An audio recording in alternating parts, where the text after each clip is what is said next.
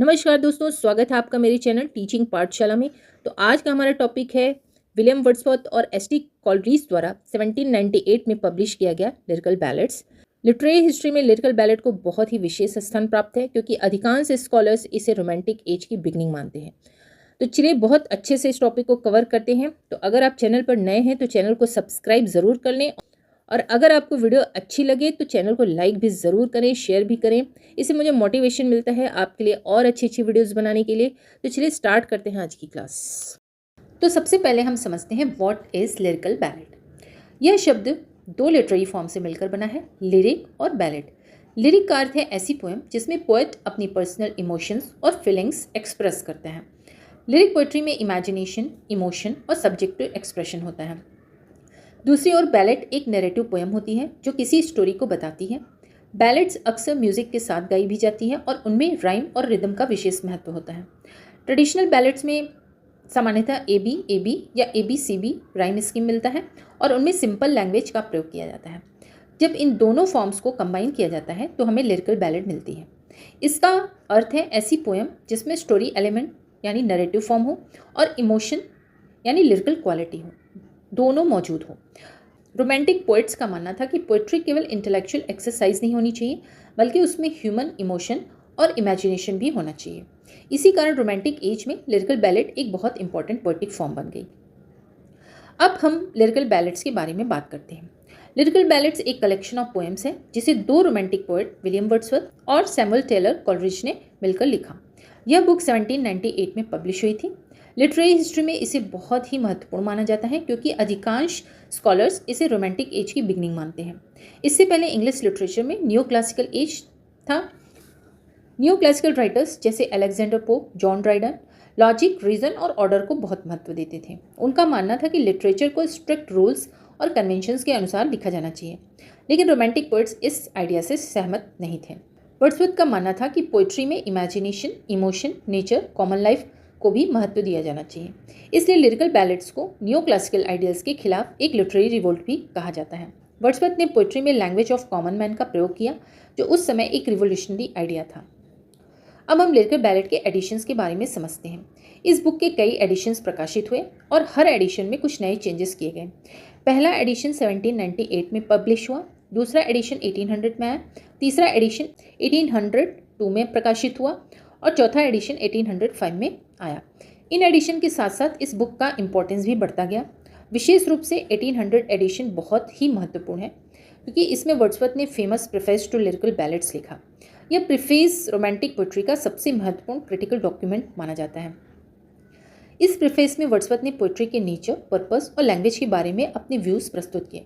अगर हम lyrical ballads की डेवलपमेंट को टाइमलाइन में देखें तो हमें रोमांटिक पोएट्री का इवोल्यूशन समझ में आता है। 1798 में इसका फर्स्ट एडिशन पब्लिश हुआ और इसमें कुल 23 पोएम्स थी। 1800 में वर्ड्सवर्थ ने फेमस प्रीफेस लिखा जो रोमांटिक लिटरेरी थियोरी का फाउंडेशन माना जाता है। 1802 एडिशन में वर्ड्सवर्थ ने पोएटिक फिक्शन के कॉन्सेप्ट को और स्पष्ट किया और 1805 में इसका फोर्थ एडिशन पब्लिश हुआ जिसमें एडिशनल पोएम्स शामिल की गई। इस तरह लिरिकल बैलेड्स धीरे धीरे केवल पोएम्स का कलेक्शन नहीं रहा बल्कि रोमांटिक पोएट्री का एक थियोरटिकल फाउंडेशन बन गया। अब हम फर्स्ट एडिशन और लिरिकल बैलेड्स के बारे में बात करते हैं। यह एडिशन 1798 में ब्रिस्टल में एनोनिमसली पब्लिश हुआ था। एनोनिमस पब्लिकेशन का मतलब है कि उस समय ऑथर्स के नाम बुक पर नहीं लिखे गए थे। इस एडिशन में कुल 23 पोएम्स थी। इनमें से 19 पोएम्स वर्ड्सवर्थ ने लिखी और 4 पोएम्स कॉलरिज ने लिखी। इस एडिशन की सबसे फेमस पोएम है the rhyme of the ancient mariner जो कॉलरिज ने लिखी थी और यह पोएम रोमांटिक पोएट्री का एक क्लासिक एग्जाम्पल है जिसमें स्ट्रॉन्ग सुपरनेचुरल एलिमेंट्स दिखाई देते हैं। दूसरी ओर वर्ड्सवर्थ की पोएम नेचर और ह्यूमन लाइफ पर आधारित थी। इस तरह लिरिकल बैलेड में दो अलग पोएटिक टेंडेंसीज दिखाई देती हैं, वर्ड्सवर्थ का नेचर एंड कॉमन लाइफ और कॉलरिज का सुपरनेचुरल इमेजिनेशन। फर्स्ट एडिशन में एक एडवर्टाइजमेंट भी शामिल किया गया था। एडवर्टाइजमेंट का पर्पस रीडर्स को यह बताना था कि यह पोएम्स एक प्रकार का एक्सपेरिमेंट है। वर्ड्सवर्थ और कॉलरिज यह दिखाना चाहते थे कि पोएट्री केवल कॉम्प्लेक्स लैंग्वेज में ही नहीं लिखी जानी चाहिए बल्कि वर्ड्सवर्थ का मानना था कि पोएट्री की लैंग्वेज ऑफ कॉमन मैन होनी चाहिए। उन्होंने विशेष रूप से रूरल लाइफ को इम्पोर्टेंस दी क्योंकि उनके अनुसार रूरल पीपल की इमोशंस अधिक नेचुरल और प्योर होती है। इस तरह लिरिकल बैलेट्स पोइट्री को आर्टिफिशियल स्टाइल से हटाकर सिंपल कन्वर्सेशनल लैंग्वेज की ओर ले जाने का प्रयास था। 1800 में लिरिकल बैलेट का सेकेंड एडिशन पब्लिश हुआ। यह एडिशन बहुत इंपॉर्टेंट है क्योंकि इसमें वर्ड्सवर्थ ने famous preface to lyrical ballads लिखा। इस प्रीफेस में वर्ड्सवर्थ ने पोइट्री के नेचर और फंक्शन के बारे में अपने आइडियाज़ एक्सप्लेन किए। उन्होंने पोइट्री को डिफाइन करते हुए कहा, poetry is the spontaneous overflow of powerful feelings. लेकिन यह फीलिंग्स अचानक नहीं आती, बल्कि ये उत्पन्न होती हैं इमोशन रिकलेक्टेड इन ट्रैंक्विलिटी से। इस प्रीफेस में वर्ड्सवर्थ ने 4 बहुत ही इंपॉर्टेंट टॉपिक्स पर चर्चा की। What is poetry, characteristic of poetry, characteristics of a poet, value of poetry, poetic Dickson.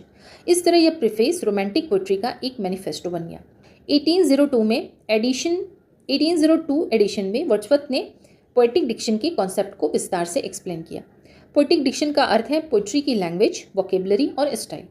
Wordsworth ने न्यू क्लासिकल राइटर्स जैसे पोप और ड्राइडन की आलोचना की क्योंकि वे आर्टिफिशियल पोएटिक लैंग्वेज का प्रयोग करते थे।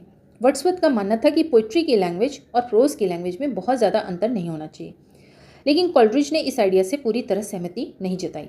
उन्होंने अपनी क्रिटिकल वर्क बायोग्राफिया लिटरेरिया में वर्ड्सवर्थ की थियरी की आलोचना की। कॉलरिज के अनुसार पोइट्री और प्रोज के बीच मुख्य अंतर मीटर का होता है। उन्होंने यह भी कहा कि वर्ड्सवर्थ स्वयं भी हमेशा रूरल लैंग्वेज का प्रयोग नहीं करते थे। इस तरह रोमांटिक एज के 2 महान पोइट्स के बीच पोएटिक थ्योरी पर एक इंपॉर्टेंट लिटरेरी डिबेट देखने को मिलती है। अब हम लिरिकल बैलेट्स के सबसे महत्वपूर्ण भाग को समझते हैं और वह है इसमें शामिल 23 पोएम्स। 1798 में जब लिरिकल बैलेट्स का फर्स्ट एडिशन पब्लिश हुआ तब उसमें कुल 23 पोएम्स थी। इनमें 19 पोएम्स विलियम वर्ड्सवर्थ ने लिखी और 4 पोएम्स एस.टी. कॉलरिज ने लिखी। इन पोएम्स के माध्यम से रोमांटिक पोएट्स ने पोएट्री के नए आइडिया प्रस्तुत किए। तो सबसे पहले हम कॉलरिज की पोएम के बारे में बात करते हैं। कॉलरिज की पोएट्री की सबसे बड़ी विशेषता सुपर नेचुरल एलिमेंट्स थी। उनकी सबसे प्रसिद्ध पोएम है the rhyme of the ancient mariner. इस पोएम में एक सेलर की मिस्टीरियस स्टोरी बताई गई जिसमें सुपर नेचुरल इवेंट्स दिखाई देते हैं। कॉलरिज की दूसरी poem the foster mother's tale, तीसरी है the nightingale a conversation poem और फोर्थ है द डंजियन। इन पोएम्स में कॉलरिज ने इमेजिनेशन और सुपर नेचुरल एटमॉस्फेयर का उपयोग किया। इसलिए क्रिटिक्स कहते हैं कि कॉलरिज की पोएट्री में मिस्टिसिज्म और सुपर नेचुरल इमेजिनेशन का प्रभाव दिखाई देता है। अब हम वर्ड्सवर्थ की पोएम के बारे में बात करते हैं। वर्ड्सवर्थ की पोएट्री कॉलरिज से काफ़ी अलग थी। उनकी पोएम्स में मुख्य रूप से हमें 3 थीम्स दिखाई देते हैं, नेचर, रूरल लाइफ और कॉमन पीपल। वर्ड्सवर्थ का मानना था कि पोएट्री को लैंग्वेज ऑफ कॉमन मैन में लिखा जाना चाहिए। उनकी पोएम्स में ऑर्डिनरी पीपल की लाइफ और सिंपल इमोशंस दिखाई देते हैं। वर्ड्सवर्थ की सबसे फेमस पोएम है lines written a few miles above Tintern Abbey. इस पोएम में वर्ड्सवर्थ ने नेचर के स्पिरिचुअल इन्फ्लुएंस को डिस्क्राइब किया है।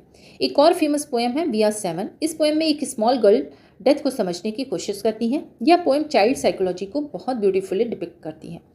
वर्ड्सवर्थ की अन्य पोएम्स हैं the female vagrant, Goody Blake and Harry Gill, Simon Lee, anecdote for fathers, lines written in early springs, the thorn, the last of the flock, the mad mother, the idiot boy, expostulation and reply, the table turn, old man travelling, the complaint of a forsaken Indian woman, the convict, the old Cumberland beggar. इन poems में Wordsworth ने mainly rural characters और human emotions को portray किया है। अगर हम पूरे कलेक्शन को देखें तो हमें 3 मेजर थीम्स दिखाई देते हैं। नेचर, वर्ड्सवर्थ के अनुसार नेचर एक मॉरल टीचर है। इस तरह लिरिकल बैलेट्स केवल पोएम्स का कलेक्शन नहीं था बल्कि एक इंग्लिश पोएट्री में एक लिटरेरी रिवोल्यूशन था। इसने पोएट्री को आर्टिफिशियल लैंग्वेज से मुक्त किया, इमेजिनेशन को महत्व दिया, नेचर और कॉमन लाइफ को पोएट्री का सब्जेक्ट बनाया। इसलिए इसे रोमांटिक मोमेंट का स्टार्टिंग पॉइंट माना जाता है। तो दोस्तों ये थी हमारी आज की क्लास। आई होप कि आपको ये क्लास बहुत पसंद आई होगी। लिरिकल बैलेट्स से रिलेटेड हर एक पॉइंट आपको बहुत क्लियर हो गए होंगे। तो अगर आपको ये वीडियो अच्छी लगी तो चैनल को लाइक, सब्सक्राइब और शेयर ज़रूर करें। तो चलिए मिलते हैं वर्ड्सवर्थ की नेक्स्ट पोएम पे। तब तक के लिए बाय बाय।